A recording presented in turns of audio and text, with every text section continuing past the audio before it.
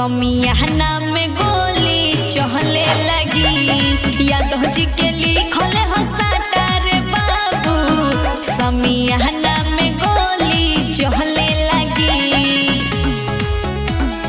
यादव जी के लिखल हो साटा रे बाबू,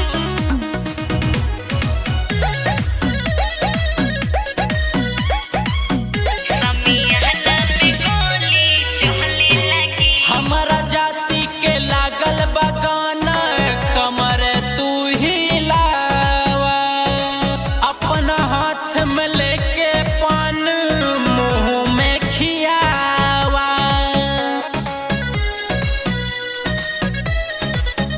आइले बाड़ा जादू जी के बाराती में, ढेर बोलब तुम्हारी गोली छाती में।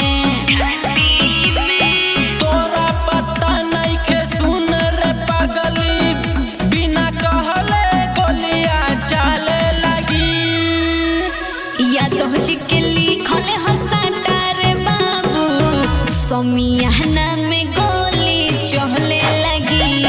यादव जी के लिखल हो साटा रे बाबू, समियाना में गोली चहले लगी। यादव जी के लिखल हो साटा रे बाबू,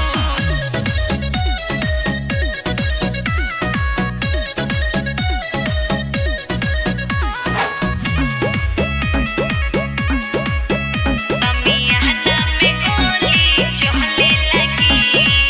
निरंजन पीके के गोरी चिखादा जवानिया, करताड़ू काहे गोरी अपन मन मानिया।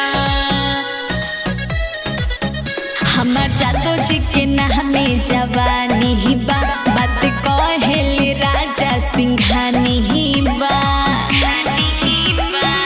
असली मारत से ले ली है माजा, पैसा पे पैसा मिले लगी।